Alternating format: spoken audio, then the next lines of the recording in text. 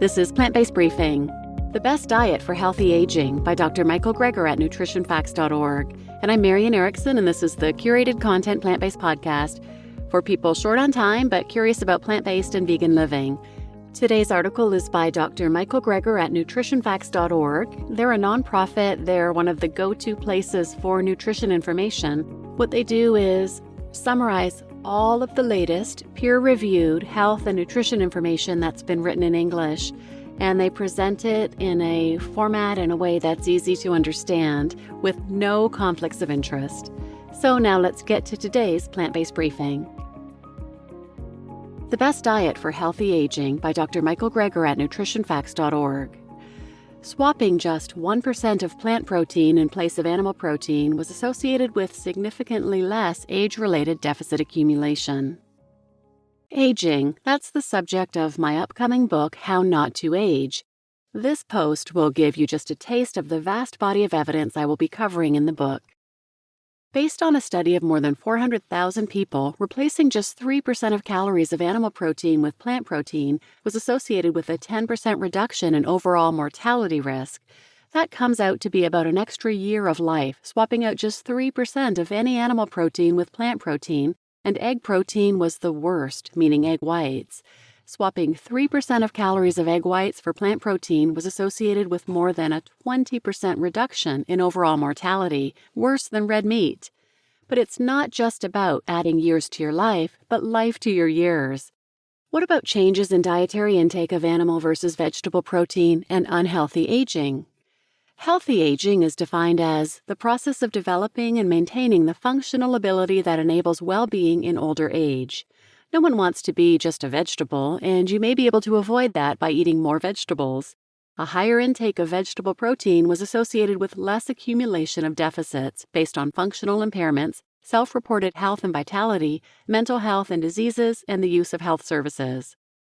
Swapping in just 1% of vegetable protein calories for animal protein led to significantly less deficit accumulation. Now you may be thinking, duh, animal protein and animal fat travel alongside each other in the same foods. So maybe this is just a saturated fat effect. But no, even after accounting for fat, there still seemed to be something about the animal versus plant protein sources, though it's still not clear if the beneficial health effects are because of an avoidance of deleterious effects associated with animal foods or the beneficial effects of plants, though it may be a bit of both. A recent review in a dermatology journal on the role of a whole food plant-based diet in preventing and reversing skin aging emphasized this point. A whole food plant-based diet is not the same thing as just a vegan diet. You can have a terribly unhealthy vegan diet. As a physician, vegan just tells me what you don't eat, but you actually have to eat your vegetables too. But when you do, a whole food plant-based diet can aid in the prevention and in some cases reversal of some of the leading chronic diseases in the United States, as well as the potential for younger-looking skin due to telomere lengthening, maximizing the antioxidant potential of our cells, and also eliminating harmful carcinogens and aging toxins known as gerontotoxins from entering our bloodstream. No wonder the highest life expectancy of any formally described population in the world may be the Adventist vegetarians in Loma Linda, California, one of the 5 original blue zones in the world. The average life expectancy of Adventist vegetarian men and women is into their 80s, about 6 to 10 years longer than the general population in California, with vegetarian, exercising, nut-eating, lower weight, never smokers living about 9 to 11 years longer than those lacking those qualities. So that's 10 years of life up for grabs.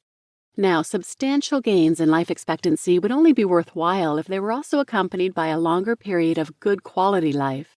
Although overall well-being has not been measured directly, vegetarian Adventists have been recorded taking few medications and logging fewer overnight hospital stays and surgical procedures and X-ray examinations. And the reduced prevalence of severe chronic diseases alone would presumably make life likely more worth living. The most feared disease associated with getting older is likely Alzheimer's disease. Dementia is one of our fastest-growing epidemics, affecting 1 in 10 individuals older than 65 years of age and half of all individuals older than 85. Alzheimer's is the main type and indeed the most feared.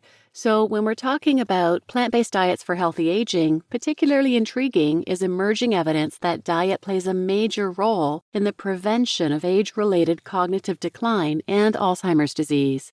It has been shown that a diet rich in fruits, grains, beans, vegetables, nuts, and seeds may cut the risk of Alzheimer's disease by more than a half.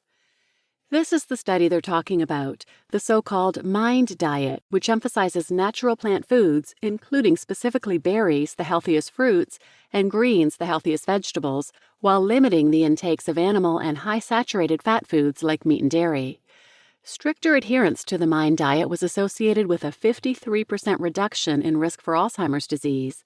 In fact, even moderate adherence appeared to cut risk by a third.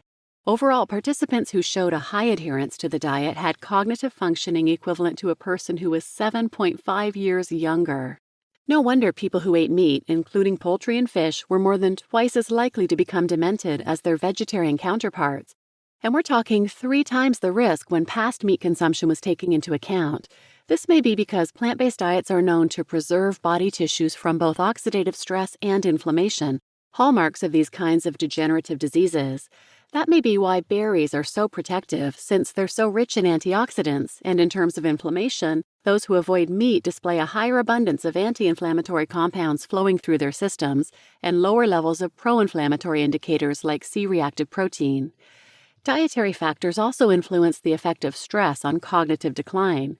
Diets characterized by high intake of animal proteins, saturated fats, and added sugars, along with low intake of plant-based foods, can increase secretion of corticosteroids, stress hormones like cortisol from the adrenal glands, which may promote the development of Alzheimer's disease.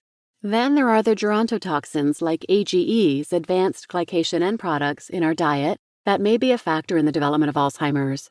Safe foods, foods that contain low AGE content, include starches like whole grains, beans, fruits, and vegetables, whereas the worst sources in the diet are broiled, grilled, fried, or roasted meats.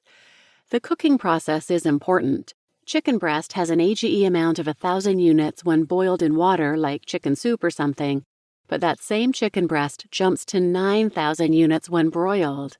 Here's a list of the top 40 most AGE-contaminated foods tested in terms of AGEs per serving, linked here.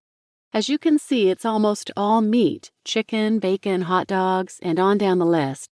I tell people to choose raw nuts and seeds to avoid AGEs, but even roasted, toasted nuts don't come close to making the list. Now, of course, it's not just diet. We need to get adequate sleep, rest, and physical activity. For example, daily brisk walks were associated with a 40% lower risk of developing Alzheimer's later in life, and smoking may double your risk of developing dementia. But in terms of preventing Alzheimer's with diet, the key takeaways are the following: reduce added sugars, saturated fat, animal products, and processed foods in general, while eating more plants, especially greens and beans, fruit, especially berries, and reduce added salt.